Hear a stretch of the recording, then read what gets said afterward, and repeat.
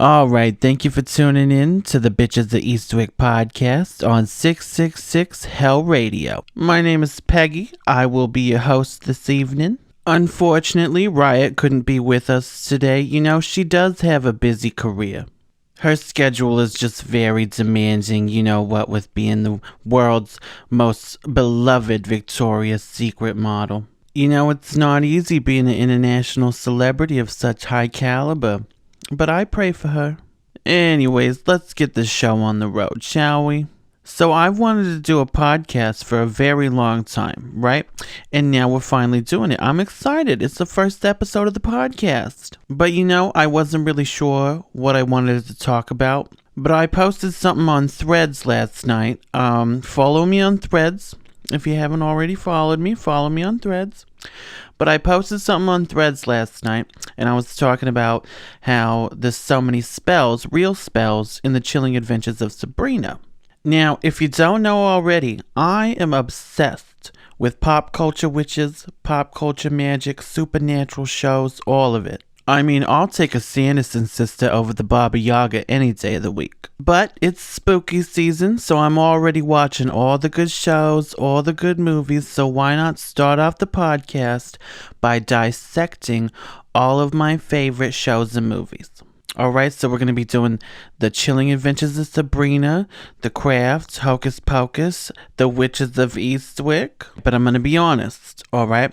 I don't know if I can sit through all of this. I mean, if I have to sit through every episode of Charmed, which I've done many a times, over 30 times. I've seen the show many a time. But if I have to sit through every episode of Charmed and Supernatural and the Vampire Diaries, somebody's going to have to put me in a padded room in a straitjacket. I just don't have the mental fortitude to sit that long. But luckily, we've got YouTube. We've got the YouTube compilations. So for some of these, I'll probably look up like all the magic from the Vampire Diaries or the originals. So every spell cast in the Supernatural or something like that. Also, I cannot show clips or sounds. I'm not trying to get a copyright violation. Now, all that being said, we're going to start with The Chilling Adventures of Sabrina. So I've done reviews for The Chilling Adventures of Sabrina in the past, and I already know that this series is chock full of actual spells, alright? And I know for a fact that at least one witch was hired to write the spells. I've heard rumors that it was multiple witches, but from the research that I've done, I know that it was at least one. Alright, enough of my jabbering. Let's get into this podcast. I'm going to start the reviews, and I'm going to press play. Alright, I'm going to be watching the entire episode, the entire first episode of The Chilling Adventures of Sabrina. So let's get it started, alright? Okay, so I just started the first episode. I don't know if this is the proper format on how you're supposed to do a podcast, but this is just how I'm going to do it. I'm going to be stopping recording and watching the episode, and then I'll come back and give you my 2 cents. So yeah, I don't know. But anyways, I'm literally at the first 2 minutes and 5 seconds of the first episode. And Sabrina's talking about how she's turning 16 and she's going to have to choose between the witch world and the mortal world. And something about that really struck a chord in me, because that's kind of how it is in real life, you know? Sometimes, a lot of the times, it feels like you have to choose between the witchy side of yourself or living amongst the mortals, alright, amongst all these muggles. And I also think that's interesting how it kind of relates to the queer community, you know, the alphabet mafia, the eligibility community, where sometimes it feels like you're stuck between two worlds. The world of your true self and the people like you, and the world of conformity and normality and status quo. And you know, that's what I love about TikTok. You really get to be yourself, even if yourself happens to be a total hot mess, you know? Okay, we're about 7 minutes and 11 seconds into the first episode, and I just realized the first ever bit of magic that was ever used in this show was actually Sabrina turning on the radio with her powers. Obviously, that's not something that witches actually do. I'm more so interested in dissecting the spells in all these pop culture shows and movies. But if for some reason you find out that you can defy the laws of physics, I mean, more power to you. Just don't tell the government, all right? Okay, and the second bit of magic that was used in this series was Lilith's first body. Lilith in the original form that she showed up in, you know, when Wardwell hit her with the car or whatever. Well, she uses scissors to stab Mary Wardwell in the neck, and you know, witches just don't do that. We don't move stuff with our mind. That doesn't stop me from trying, though. All right, 9 minutes and 30 seconds in, after Lilith killed Mary Wardwell or whatever, she puts her finger in Mary Wardwell's blood, says a couple of Latin words, does a little song and dance, and then she takes the form of Mary Wardwell. Lilith does. So I would call that blood magic, obviously.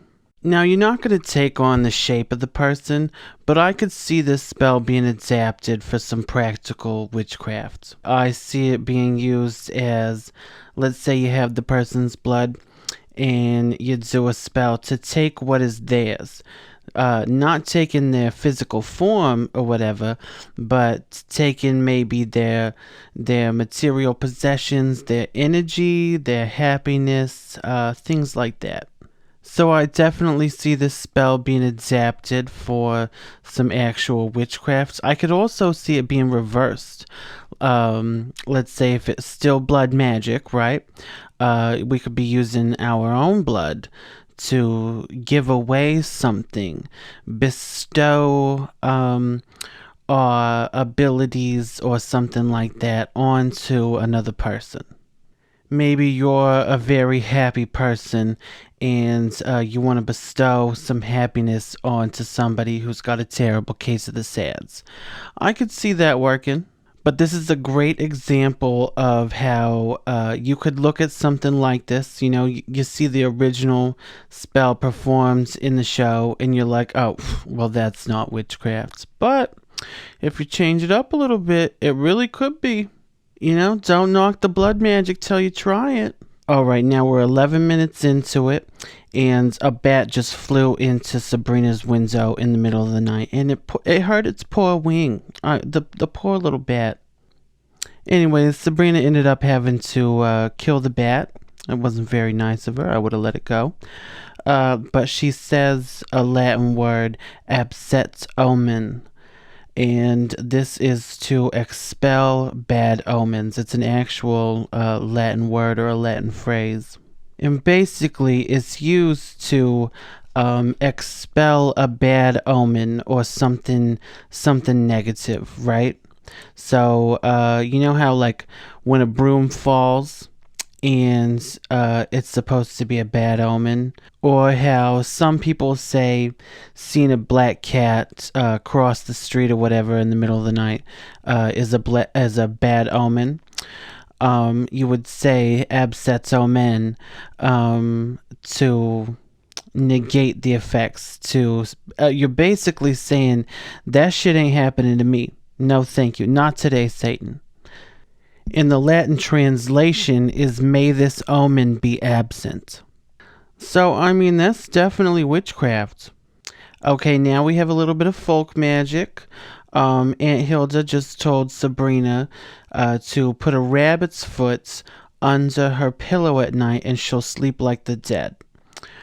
I'm not so sure about that one. I mean, rabbits aren't really known for sleeping, if you ask me. A better alternative, I would say put some poppy seeds or a poppy flower in your pillowcase for a good night's sleep. I think that'd be a better alternative than a rabbit's foot.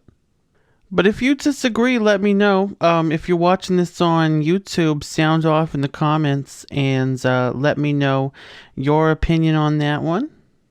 Okay, here we go. We're at about 12 minutes and 23 seconds in. There's really a lot happening in this first 15 minutes. They're talking about the dark baptism, and the Sabrina's also picking her familiar, or being told that she needs to pick a familiar. Now, here's my tea on the dark baptism. Now, the dark baptism and the witch's Sabbath are mythology. It wasn't something that was actually true. The origins of this rumor, basically, well, probably not the origins, but when it was popularized, I guess you could say, was a painting. You've probably seen it before. It's a painting of the devil and some women dancing around the devil. That is the first depiction of a witch's Sabbath. Now, in my opinion, this is where the dark baptism comes from, where it originates, the witch's Sabbath. And what started out as a myth and really stayed a myth, but it was adapted by a small handful as far as a folk practice goes. And if you're interested in learning a little more about that, I would pick up New World Witchery, which you can find in my Amazon storefront thing, link in bio or whatever.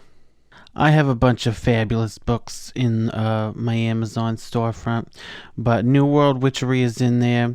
And if you want to know more about the origins of this whole, witches' Sabbath, dark baptism, witches worshiping the devil and stuff like that, I would pick up New World Witchery.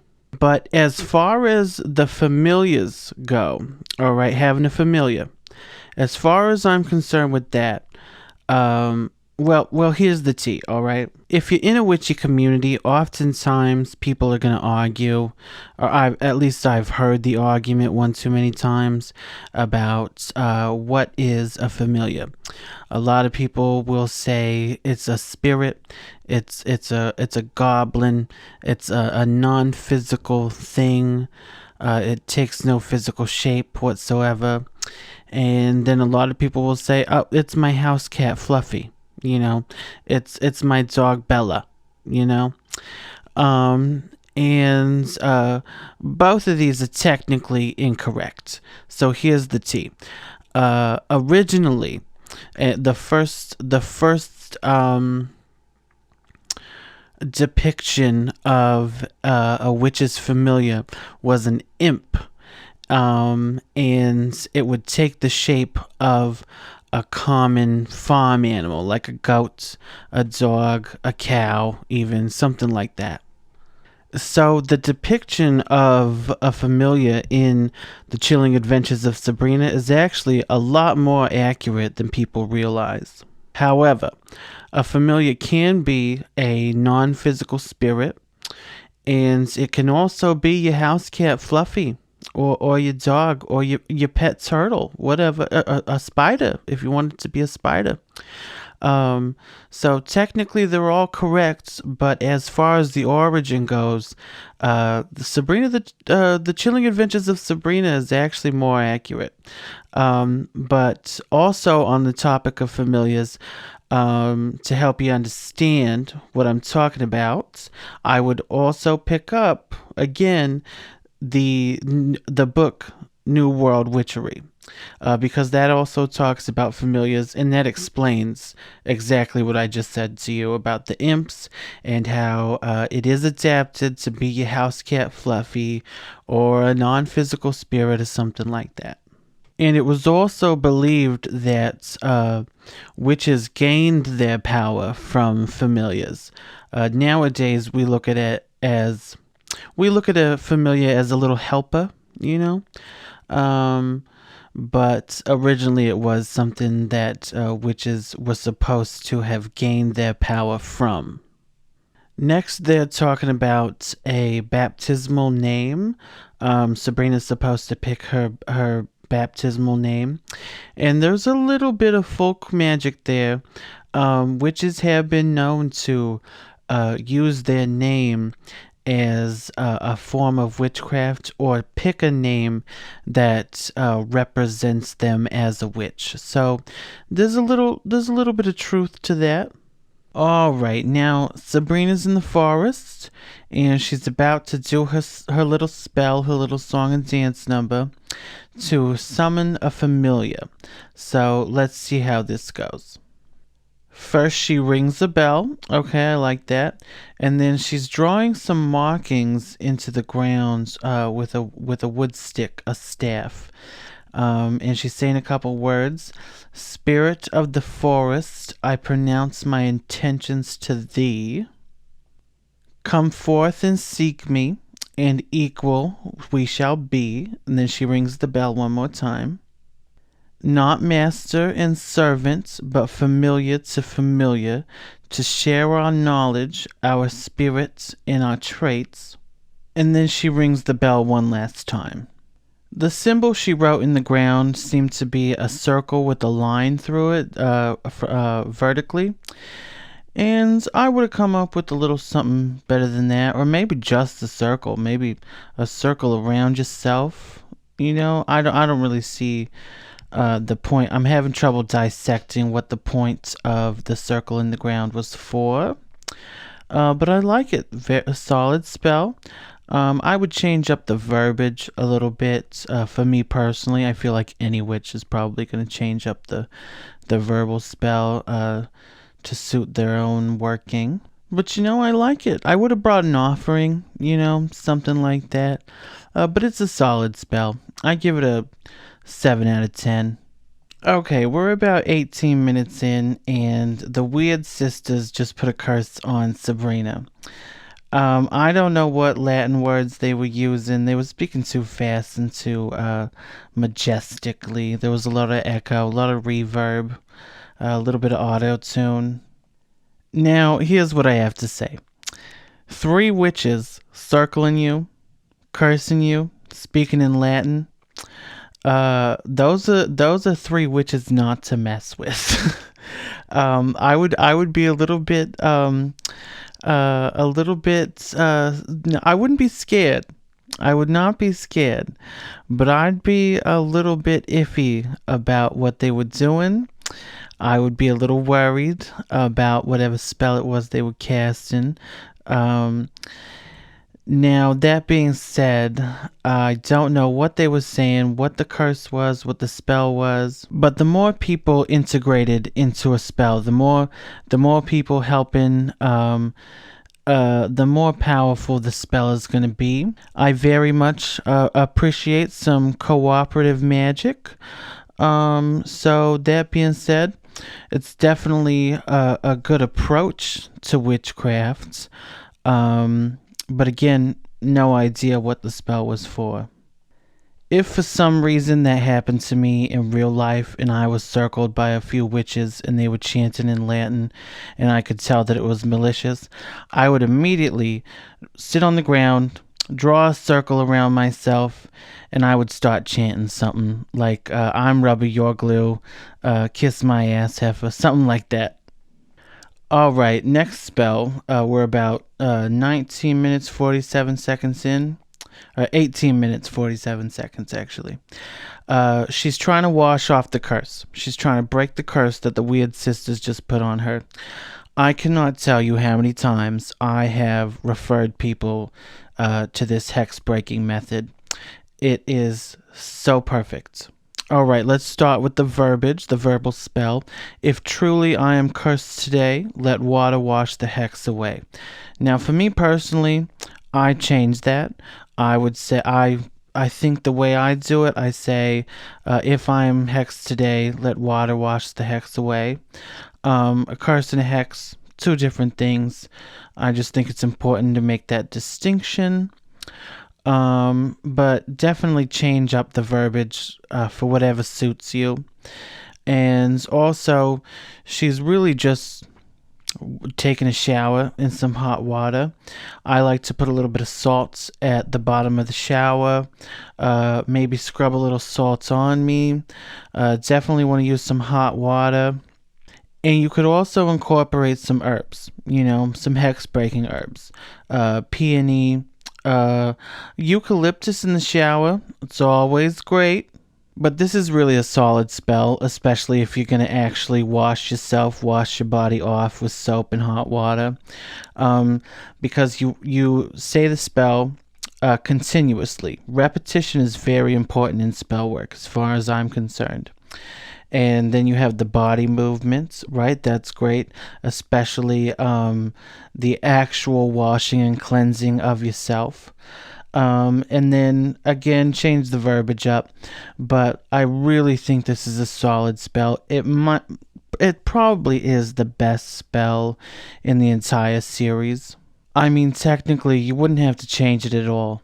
If maybe you didn't know if you were cursed or hexed, you could just use the spell as it is. But I will say, unless you're a witch, it's probably not going to work for you if you're cursed. Curses are much harder to break than a hex. A hex you could really just cleanse off, in my opinion. But a curse, that's something a little bit different.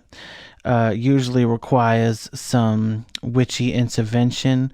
So if you're a witch, you could probably do that on yourself. If you're not a witch, I don't see that working for you. Yeah, I just don't see it working for you, sweetie. I'm sorry. Okay, now we're about halfway through the episode, and we've got 2 forgetting spells that we can talk about. The first one is where she forgets the name of the Academy of the Unseen Arts, and I think she's only forgetting it because she's telling a mortal about it. She's trying to tell Harvey what school she's going to. So I think that the Academy has been spelled so that mortals can't find it. They can't even know about it. There's no incantation, no spell, nothing like that. But I do believe a spell like that could be possible, so that you forget something, or not capable of retaining certain knowledge. I think a spell could be adapted to make that work. And the second one is where she's trying to, she makes Harvey forget that she told him that she's a witch. And the spell is, bless your minds, bless your hearts, let these painful thoughts depart. Now, and then she kisses him on the lips, and that seals the spell. I think that could work all on its own. The verbiage, the verbal spell, solid. I'd give it a 9 out of 10. I would definitely do a little song and dance number. You wouldn't really do the spell this way, where you kiss somebody on the lips to make them forget something. More likely you would maybe put the name on a bay leaf and light a couple of candles or something, but I could definitely see a spell like this being adapted for some practical witchcraft. I also don't think that you're going to get the same effects, because obviously, it's a supernatural show. So I don't think you'd get the same effects. I don't know if you could completely make somebody forget about something, but I know that you could get them to stop thinking about it. And that's good enough, honestly. Okay, next we have some very real folk traditions, some folk practices.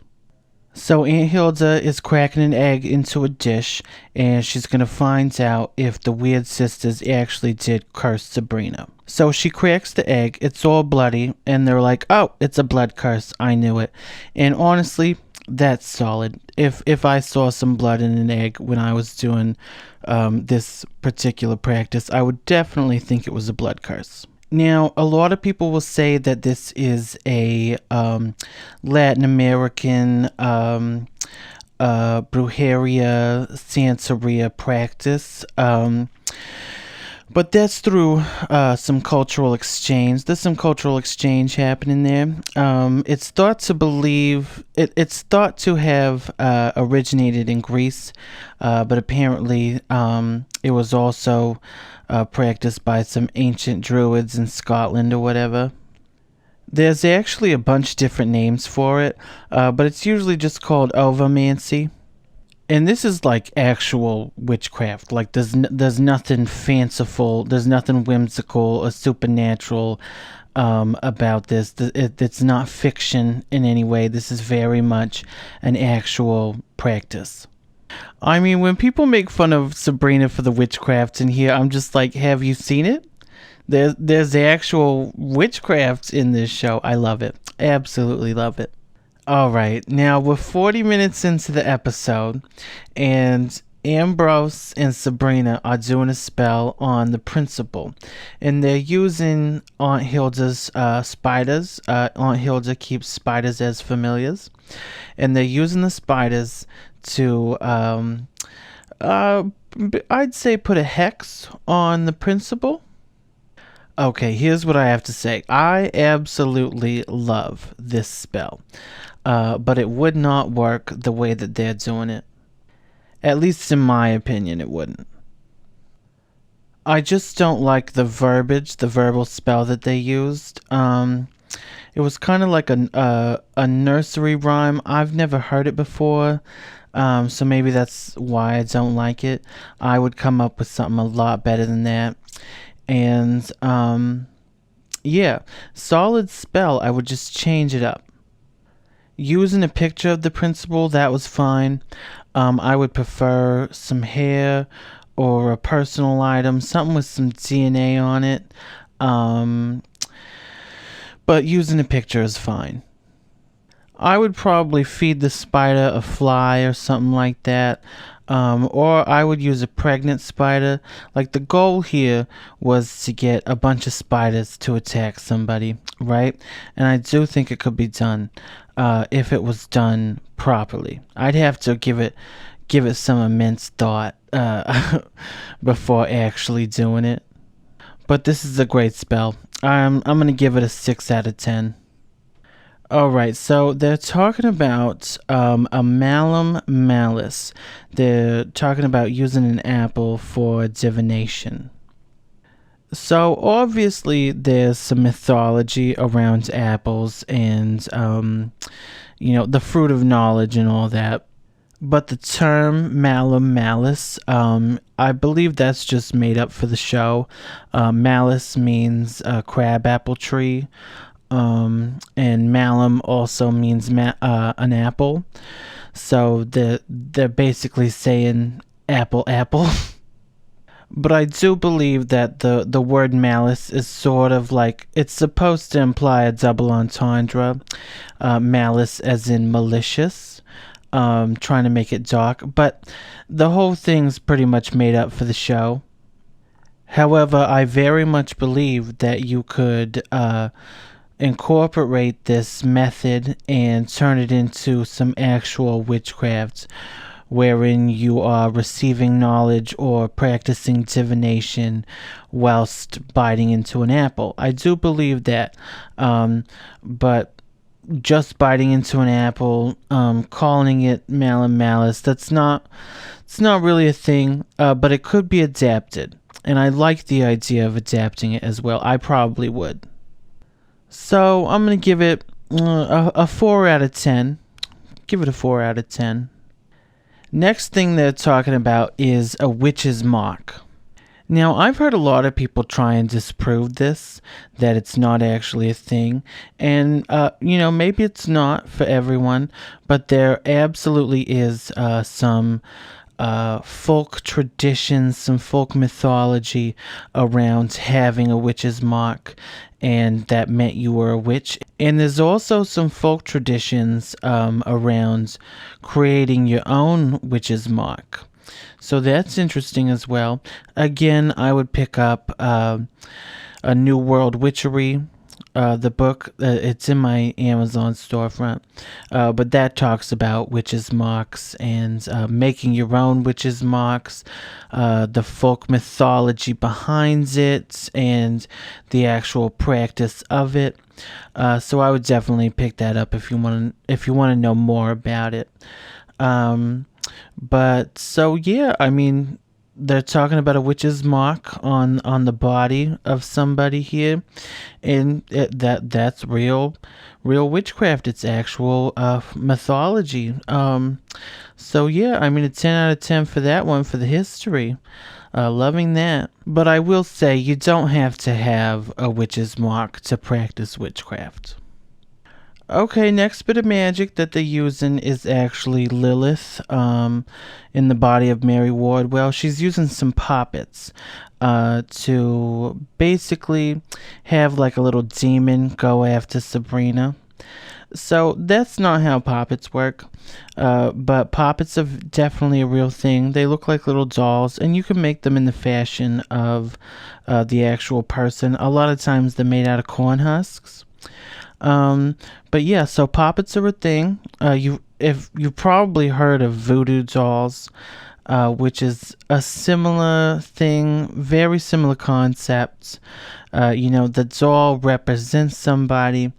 Only poppets usually look a little different. Honestly, it's just semantics, to be honest.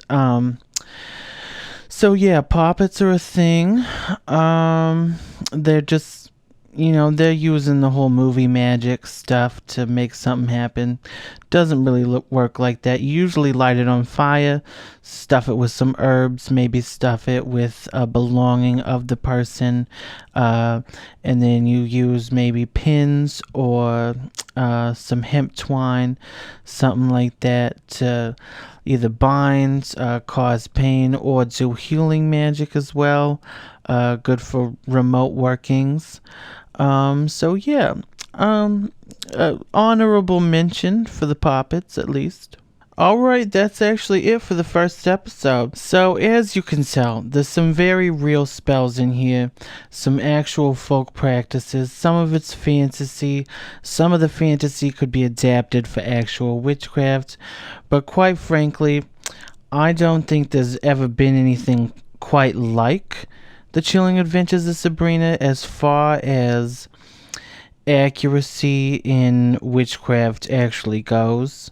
The next best would probably be The Craft, which was also, the magic was also written by an actual witch. That also, did you know that the witch who wrote the spells for The Craft ended up putting a curse on the production? We'll get into that another time. Anyways, that was a lot to sit through. I think next time I'm going to watch like a YouTube video of like all the spells, all the folk practices, something like that. Because I do know that the first episode was packed full, and the rest of the show doesn't really follow the same pattern. I definitely think that the first episode was the best as far as actual witchcraft goes. But that concludes today's podcast. Don't forget to like, comment, subscribe if you're on YouTube. And drop me some comments down below. Let me know how you liked the video and what your favorite spell was. I want to know your favorite spell. So drop me a comment down below.